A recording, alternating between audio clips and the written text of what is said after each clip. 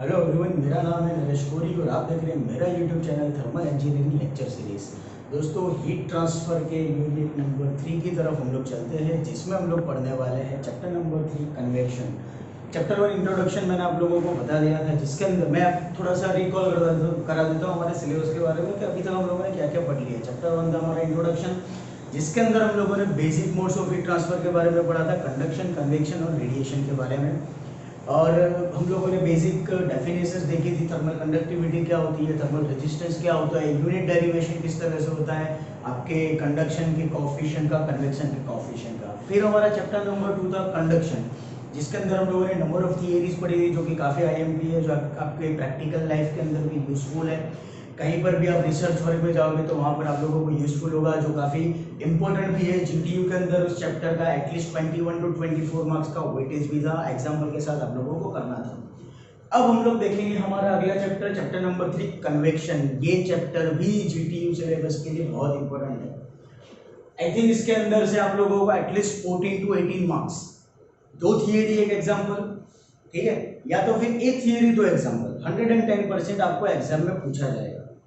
3 marks, 4 marks और 7 marks जो हमारे जीटीयू के पेपर सिलेबस पेपर का फॉर्मेट है, उसके हिसाब से इसके अंदर से 3 मार्क्स में भी सवाल आ सकता है, 4 मार्क्स में भी सवाल आ सकता है, 7 मार्क्स में भी सवाल आ सकता है। एग्जाम्पल 4 मार्क्स में या 7 मार्क्स में 110% आप लोगों को मिलेंगे। चैप्टर का वेटेज आप लोगों को 14 to 18 मार्क्स है। चैप्टर का कंटेंट जो है वो 50% कंटेंट तो आप लोग ऑलरेडी 4th सेमेस्टर में पढ़ चुके हो, फ्लूइड मैकेनिक्स में डायमेंशनल एनालिसिस। आप लोगों ने डायमेंशनल एनालिसिस पढ़ा था, जिसके अंदर आप लोगों ने बकिंगहाम पाई थ्योरम पढ़ी थी। वो बकिंगहाम पाई थ्योरम की मेथड हम लोग कन्वेक्शन चैप्टर के अंदर फॉलो करेंगे। 2 थियरी पढ़ेंगे हम लोग उसके बेस पर, नेचुरल कन्वेक्शन और फोर्स कन्वेक्शन के लिए। एक इक्वेशन डिराइव करेंगे और वो 2 इक्वेशन वाली थियरी में से कोई एक थियरी 110% चांसेस है कि जीटीयू के एग्जाम में आए। उसी थियरी के बेस ऊपर आप लोगों को एग्जाम्पल सॉल्व करना है। एग्जाम्पल या तो आपको 4 मार्क्स में पूछा जाएगा या तो फिर 7 मार्क्स में पूछा जाएगा। एग्जाम्पल भी आप लोगों के लिए इंपॉर्टेंट है। थियरी अगर याद है, बकिंगहाम पाई थ्योरम के आपको स्टेप्स अगर याद है, तो आप इजीली एग्जाम्पल कर पाओगे, जिसके अंदर कोई डिफिकल्टी आपको आएगी नहीं। इसके अलावा हम लोग इस चैप्टर के अंदर पढ़ेंगे बेसिक कंसेप्ट, तभी कन्वेक्शन क्या है, डेफिनेशन पढ़ेंगे, कन्वेक्शन किस लॉ के ऊपर है। जैसे कंडक्शन मैंने आप लोगों को समझाया था, तो कंडक्शन का लॉ था फोरियर्स लॉ ऑफ इक्वेशन। मैंने आप लोगों को मेरे पहले लेक्चर में भी बताया था, मैं आपसे फिर बता रहा हूँ कि कंडक्शन अगर आपको डिफाइन करना है तो आप लोग फोरियर लॉ को फॉलो करते हैं। उसी तरह से अगर आपको कन्वेक्शन डिफाइन करना है तो आपको एक नया लॉ फॉलो करना पड़ेगा, जिसको हम लोग बोलते हैं न्यूटन्स लॉ ऑफ कूलिंग, जो मैं भी समझाने वाला हूँ। लेक्चर में मैंने पहले भी समझाया था, मैं फिर से ही समझाऊंगा।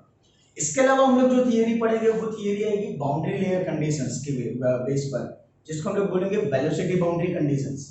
हम लोग पढ़ेंगे थर्मल बाउंड्री कंडीशंस। ऐसी नंबर ऑफ थियरीज पढ़ेंगे जो कि 4 मार्क्स या 7 मार्क्स के वेटेज में आने वाली है। तो दोस्तों, स्टार्ट करते हैं हमारा चैप्टर नंबर 3 कन्वेक्शन चैप्टर। सबसे पहले basic definition of convection. Convection की डेफिनेशन क्या है? मोड्स ऑफ हीट ट्रांसफर 3 है, CCR, conduction, convection, radiation. Conduction के अंदर मैंने आप लोगों को ये बोला था that the heat transfer will take place in same material, in homogeneous material from molecule to molecule because of the molecular vibration. कि जैसे कि ये मान लो मेटल रॉड है, आयरन का कोई रॉड है, ठीक है, इसको अगर आप राइट साइड से हीट ट्रांसफर कर रहे हो तो after some time the left portion of your iron rod will also get an heat energy. ये पोर्शन भी गर्म हो जाएगा। क्यों? क्योंकि ये सेम रोड के जो भी मोलेक्यूल्स हैं, ये मोलेक्यूल्स हीट ट्रांसफर करेंगे आपकी टोटल आयरन रॉड के अंदर, जो मोलेकुलर वाइब्रेशन क्रिएट होगा उसकी वजह से। इन शॉर्ट, यहाँ पर जो हीट ट्रांसफर हो रही थी, इसका डायरेक्शन आपका मोलेकुलर टू मोलेकुलर वाइब्रेशन हो रहा है। मटेरियल एक है, सॉलिड है, सो सिर्फ सॉलिड। सेम चीज अगर लिक्विड है, गर्म पानी के अंदर ठंडा पानी मिक्स करो। फेज यहां पर ध्यान दो, कंडक्शन के अंदर मैंने आपको बोला था कि phase will be same. Solid है तो सॉलिड रहेगा, लिक्विड है तो लिक्विड रहेगा, गैस है तो गैस रहेगा। जैसे ठंडे पानी के अंदर गर्म पानी को मिक्स करो, वो आपका क्या होगा? फेज सेम है। हीट ट्रांसफर कहां हो रहा है? हीट ट्रांसफर हो रहा है water molecule to water molecule, मतलब hot water molecule to cold water molecule. गर्म हवा के साथ में ठंडी हवा को मिक्स करो, मतलब कि एक एनक्लोज्ड एरिया, मतलब कि एक रूम है, ओपन एयर था, उसको हम लोगों ने चारों तरफ से बंद कर दिया और एसी को स्टार्ट करते हैं, ऐसा होगा नहीं एसी चालू किया तुरंत आपका रूम ठंडा हो जाएगा, बिल्कुल भी नहीं, it will take some time. तो क्या हो रहा है कि रूम की जो गर्म हवा थी वो गर्म हवा ने आपकी एयर कंडीशनिंग एयर के साथ में हीट ट्रांसफर की। फेस फिर से सेम है, वो कंडक्शन प्रोसेस है, लेकिन कन्वेक्शन में क्या हो रहा है, convection process it is the mode of heat transfer in which heat transfer will take place for two different phases of the material, two different phases of the material because of the density difference, and the temperature difference। Density difference क्यों, मैंने आपको पहले बोला definition में आपको clear बोला, the heat transfer will take place for two different phases of the material. Two different phases है, different phase है मतलब एक सॉलिड होगा एक लिक्विड होगा, एक लिक्विड है एक गैस होगा, एक गैस है और एक सॉलिड होगा, दो डिफरेंट फेज हो गए। डेफिनेटली अगर डिफरेंट फेज है तो आप लोगों की थर्मल कंडक्टिविटी चेंज हो जाएगी, थर्मल कंडक्टिविटी चेंज हो रही है, सामने आप लोगों का डेंसिटी भी चेंज हो जाएगा। थर्मल कंडक्टिविटी चलो यहाँ पर हमारे लिए कोई काम करने उसको साइड में कर देते, क्यों, क्योंकि कंडक्शन प्रोसेस नहीं हो रही है तो थर्मल कंडक्टिविटी हमारे लिए कोई मायने नहीं रखता है। बात यहाँ पर आएगी फेस की और उसके डेंसिटी की। फॉर एग्जाम्पल यही आयरन रॉड ले लो, इसको आपने गर्म कर दिया, स्टेडी स्टेट कंडीशन आ गई, the temperature of this metal rod is let's say 85 degree Celsius. ये 85 डिग्री सेल्सियस टेम्परेचर वाला आयरन का रॉड जब 25 या 30 डिग्री सेल्सियस टेम्परेचर वाले वाटर के अंदर मर्ज किया जाता है, at that time what will happen, the temperature of the metal rod is 85 degree Celsius, the temperature of the water is 30 degree Celsius, there is a vast difference between this two, temperature difference बहुत बड़ा है, 85-30। Second thing, the density of the metal rod is different, it is too high, the density of the water is too low with compared to this material। क्या होगा, density difference भी create होगा। ये density difference create होने की वजह से, ये टेम्परेचर डिफरेंस क्रिएट होने की वजह से जो हीट ट्रांसफर हो रही है, that heat transfer is known as the convection process. ठीक है, समझ में आ गया। कन्वेक्शन प्रोसेस के अंदर हीट ट्रांसफर होगी दो डिफरेंट फेज के अंदर, because of the density difference, because of the temperature. Temperature difference तो सबसे बड़ा रीजन है, ठीक है। हीट ट्रांसफर के लिए जनरली ये बोलते हैं कि भाई एनर्जी ट्रांसफर कर दी मतलब हीट ट्रांसफर हो रहा है, it's not like that only, temperature difference भी क्रिएट हो रहा है, दो बॉडी के बीच में टेम्परेचर डिफरेंस है तभी वो हीट ट्रांसफर करेगा। बेस्ट एग्जांपल थर्मोमीटर, थर्मोमीटर से जब हमारी बॉडी का टेम्परेचर मेजर किया जाता है, जो मर्क्यूरी लेवल आपका अपर लेवल पर जाता है, मर्क्यूरी जब आपका हायर लेवल पर जाता है, वो क्या है, वो यही है कि हमारी बॉडी का जो हायर टेम्परेचर वाला पोर्शन है वो एनर्जी ट्रांसफर कर रहा है आपके थर्मोमीटर के लिम्ब के ऊपर, वो लिम्ब हीट एनर्जी ट्रांसफर कर रहा है मर्क्यूरी के अंदर, और जितनी एनर्जी मर्क्यूरी को मिलेगी it will go rise up to that level, वो उस लेवल तक हाई जाएगा।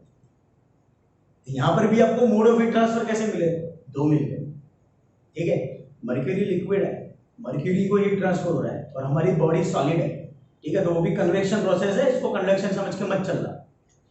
तो फिर कन्वेक्शन की डेफिनेशन होगी, it is the mode of heat transfer for the two different phases when there is a big density difference and the temperature difference. Definition के बाद में इंपॉर्टेंट लॉ ऑफ कन्वेक्शन जो आप लोगों को 3 मार्क्स में आ सकता है, जैसे कि फूरियर लॉ मैंने आपको समझाया था, बिल्कुल इसी तरह से याद रखना। अगर कंडक्शन पूछ रहे हैं तो फूरियर लॉ को ही फॉलो करना, याद रखना है। और कन्वेक्शन की बात आ रही है तो फिर न्यूटन्स लॉ ऑफ कूलिंग, आपको यही लॉ फॉलो करना है, मिक्स अप मत कर देना, दोनों के बीच में बहुत बड़ा डिफरेंस है, बहुत बड़ा डिफरेंस है। न्यूटन्स लॉ ऑफ कूलिंग क्या होगा, मैं फार्मूला के बेस पर समझाता हूँ। ये है हमारा formula, that Q is directly proportional to surface area to the temperature difference, मतलब Ts minus T infinite, T infinite लो या TA लो, मैंने लास्ट लेक्चर्स में TA लिया था, आप TA लोगे तो भी चले। TA मतलब एम्बिएंट टेम्परेचर या हमारे दूसरी बॉडी का टेम्परेचर जो आपको हीट ट्रांसफर दे रहा है उसके रिस्पेक्ट में। Q is directly proportional to AS Ts minus T infinite। मैं डेफिनेशन बनाता हूँ, न्यूटन्स लॉ ऑफ कूलिंग की डेफिनेशन कैसे बनेगी, फॉर्मूला याद रखो, डेफिनेशन अपने आप बनेगी। Q मैंने आप लोगों को पहले भी बोला था, फिर रिपीट कर देता हूँ, Q का मतलब सिर्फ हीट ट्रांसफर कंसीडर करके मत चलना, हम लोग यहाँ पर कंसीडर करेंगे heat transfer per unit time, time के रिस्पेक्ट में हीट ट्रांसफर हो रहा है। क्यों, because we have to reach up to the level of the steady state condition. आपको स्टेडी स्टेट कंडीशन तक जाना है। स्टेडी स्टेट कंडीशन का मीनिंग भी मैंने आपको बताया था। स्टेडी स्टेट कंडीशन का मीनिंग होता है एक स्टेबल मोमेंट, ऐसी मोमेंट कि जब ना तो आपका टेम्परेचर राइज होने वाला है, ना आपका टेम्परेचर फॉल होने वाला है, डाउन होने वाला है। आपको स्टेबल कंडीशन मिलेगी। फॉर एग्जांपल जैसे कि मैंने इसका एग्जांपल दिया था आयरन रॉड का, टेम्परेचर 85 डिग्री सेल्सियस आ गया, बात खत्म हो गई। ना अब इसका टेम्परेचर बढ़ने वाला है, ना इसका टेम्परेचर अभी कम होने वाला है, वो स्टेडी स्टेट कंडीशन होगी। ठीक है। The rate of heat transfer per unit time is directly proportional to, definition है न्यूटन्स लॉ ऑफ कूलिंग की, the rate of heat transfer per unit time is directly proportional to surface area of the solid, surface area of the solid to the temperature difference। फिर से एक बार, the rate of heat transfer per unit time is directly proportional to surface area of solid to the temperature difference। temperature difference आपको दो phase के लिए मिलने वाला है, ये वो हम लोग कंसीडर करें। कंडक्शन में ऐसा था कि हम लोग सिंगल मटेरियल के लिए ले रहे थे, इनिशियल एंड फाइनल। यहाँ पर क्या होगा, दो डिफरेंट मटेरियल के लेंगे, हॉट मटेरियल का टेम्परेचर और कोल्ड मटेरियल का टेम्परेचर, तो ये वहां पर हो जाएगा। फिर से एक बार न्यूटन्स लॉ ऑफ कूलिंग की definition, the rate of heat transfer per unit time is directly proportional to surface area of the material या कि solid, surface area of solid to the, क्योंकि मल्टीप्लिकेशन है तो उसको टेक्निकल भाषा में बोलते हैं to the temperature difference between two material. कोई भी इक्वेशन प्रोपोर्शनलिटी में कभी सॉल्व नहीं की जाती है, प्रोपोर्शनलिटी हटाओ, इक्वल टू आएगा, सामने मिलेगा एक constant, that constant is small h। Thermal conductivity, conduction process में हमारा कोएफिशिएंट था thermal conductivity, that was denoted by small a। यहां पर आप लोगों के लिए है स्मॉल h, मतलब स्मॉल h का मतलब ये चार नाम। स्मॉल h को आप कन्वेक्टिव हीट ट्रांसफर कोएफिशिएंट बोल सकते हो, स्मॉल h का दूसरा नाम आप फिल्म कोएफिशिएंट बोल सकते हो, तीसरा नाम सरफेस कंडक्टेंस बोल सकते हो, चौथा नाम फिल्म कंडक्टेंस बोल सकते हो। कंडक्टेंस आ रहा है, थर्मल कंडक्टेंस मैंने समझाया था, उसी तरह से ये कंडक्टेंस। क्यों? क्योंकि कन्वेक्शन प्रोसेस के साथ में जो सॉलिड मटेरियल होगा definitely while transferring the heat, but solid material के अंदर मोलेकुलर हीट ट्रांसफर होगा ही, वो भी हीट लॉस करेगा, इसीलिए इस H को कंडक्टेंस बोला गया है, ये ध्यान रखना। Small h is known as convective heat transfer coefficient, film coefficient, surface conductance या फिर फिल्म कंडक्टेंस। पैरामीटर समझते हैं, Q it is the heat transfer per unit time, मतलब कि जूल पर सेकंड या वॉट भी लिख सकते हो। H convective heat transfer coefficient, इसका यूनिट डेरिवेशन का लेक्चर मैंने आपको बताया था, यूनिट नंबर 1 लेक्चर नंबर 3 के अंदर मैंने यूनिट डेरिवेशन बता दिए थे। AS सरफेस एरिया आप कुछ भी ले सकते हो, it should be metre square, क्योंकि हम लोगों को ऐसा यूनिट फॉलो करना है। AS के बाद में temperature difference Ts - T infinite, Ts will be your surface temperature of the solid. क्यों? कन्वेक्शन प्रोसेस है, मैंने डेफिनेशन में क्लियर किया, the heat transfer will take place between the two material, two different phases, first one is solid, second one is fluid. If there is solid, temperature difference, temperature आएगा या degree Celsius या degree Kelvin, T infinite आएगा degree Celsius या kelvin. Fluid T infinite, जिसको हम लोग TA भी बोलते थे हमारे लास्ट लेक्चर में, T infinite, temperature of fluid. अभी फ्लूइड का मीनिंग क्या होता है? जनरली फ्लूइड का मीनिंग लिक्विड के बेस पर गिना जाता है, लेकिन फ्लूइड का ये मीनिंग नहीं है। The meaning of the fluid is a substance which has the tendency of flow। ऐसा कोई भी सब्सटेंस जिसकी फ्लो होने की टेंडेंसी, उसको फ्लूइड बोला जाता है। तो T इनफाइनाइट, हमारे लास्ट लेक्चर जब मैं TA लेता था तो आप लोग TA भी ले सकते हो, TA या फिर T इनफाइनाइट, जिसको बोलेंगे टेम्परेचर ऑफ फ्लूइड, मतलब the temperature difference Ts - T infinite, temperature of solid, temperature of fluid. H के नाम देख ली, H के डिफरेंट नाम है, कन्वेक्टिव हीट ट्रांसफर कोएफिशिएंट के नाम और unit, the unit will be watt per metre square kelvin. ये चीज भी मैंने मेरे लेक्चर में आप लोगों को डेरिवेशन करके दिखा दी थी। हमारा ये जो कन्वेक्टिव हीट ट्रांसफर कोएफिशिएंट है, इसकी वैल्यू किस चीज के ऊपर डिपेंड करती है? Depends on number of parameters. सबसे पहले रफनेस और क्लीननेस। सरफेस के अंदर रफनेस है, दो फेजेस का दो कंडीशन है, एक रफ सरफेस है और एक क्लीन सरफेस है। क्लीन सरफेस मतलब कि स्मूथ सरफेस। अगर सरफेस के ऊपर रफनेस है इसका मतलब ये कि सरफेस के ऊपर आप लोगों को इंप्योरिटीज मिलने के चांसेस होंगे।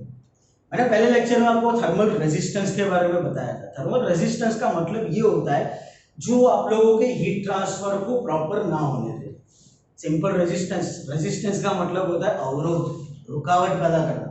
ये वो चीज है रफनेस, इसीलिए यहाँ पर एच डिपेंड करेगा रफनेस के ऊपर। सामने अगर आप लोगों के पास में स्मूथ सरफेस है, इंप्योरिटीज नहीं है, क्लीन सरफेस है, डेफिनेटली आप लोगों का हीट ट्रांसफर स्मूथली होगा। Second one, geometry of the surface.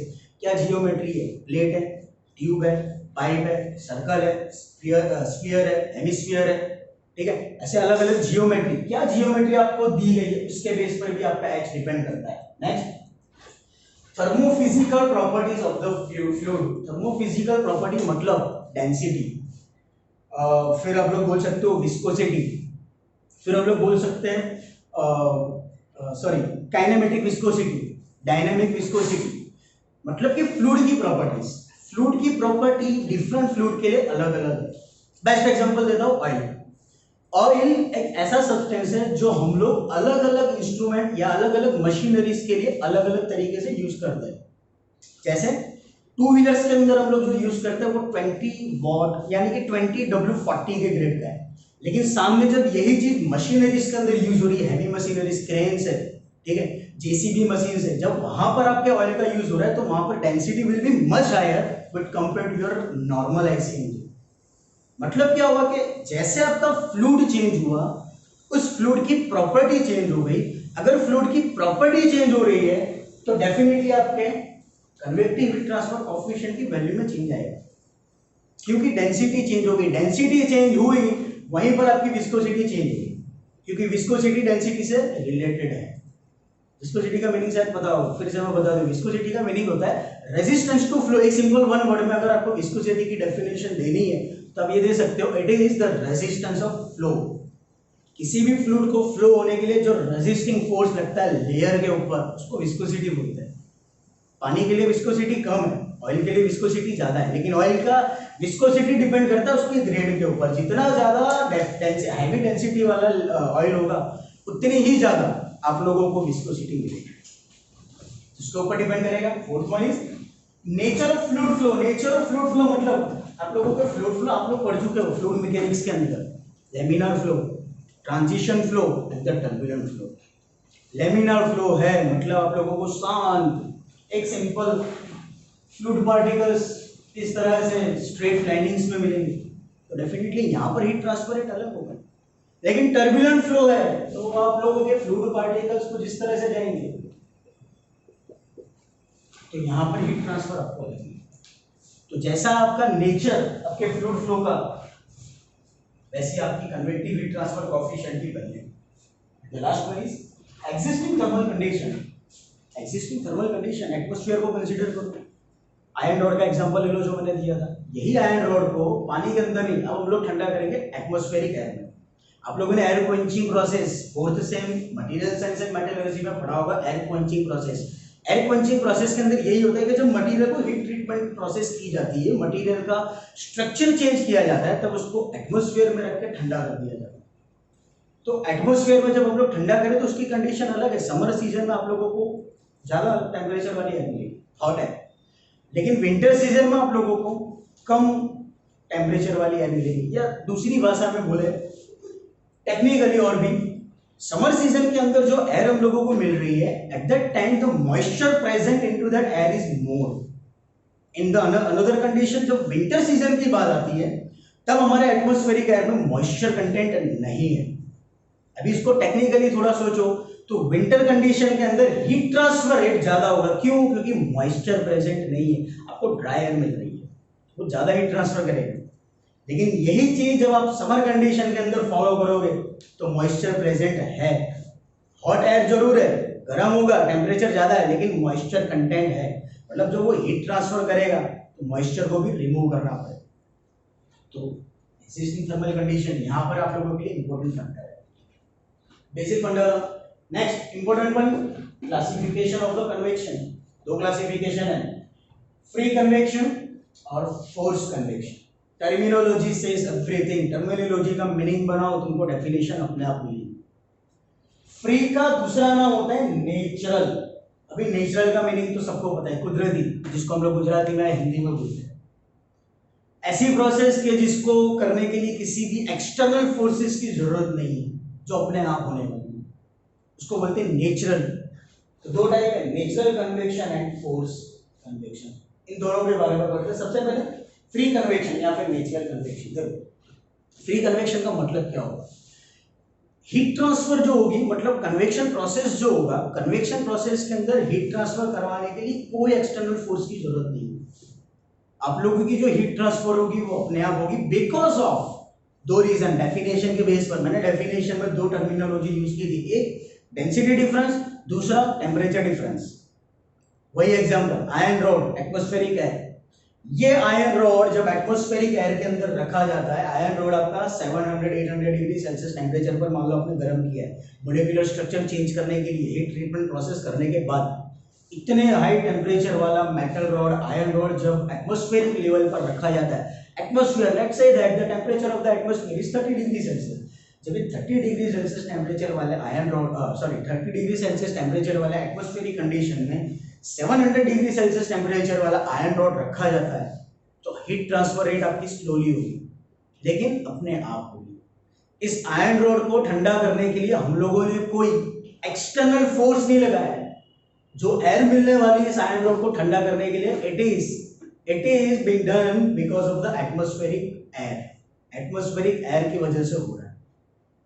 ये iron rod after 1 hour, 2 hour, 4 hour और 10 आवर, लेट्स से दैट, इतने टाइम के बाद में अपने आप उस एटमॉस्फेरिक टेम्परेचर के कंडीशन पर आ जाएगा। मतलब क्या हुआ? जो आयरन रॉड की हीट एनर्जी लॉस हुई वो नेचुरली हुई है, वो फ्रीली हुई है। क्यों हो रही है? Because the density of the iron rod is much higher, the density of the air is much lower. Second one, the temperature of the iron rod is much higher and the temperature of the air is much lower.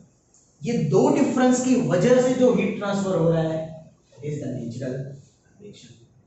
Heat transfer because of density difference between two adjacent layer of fluid.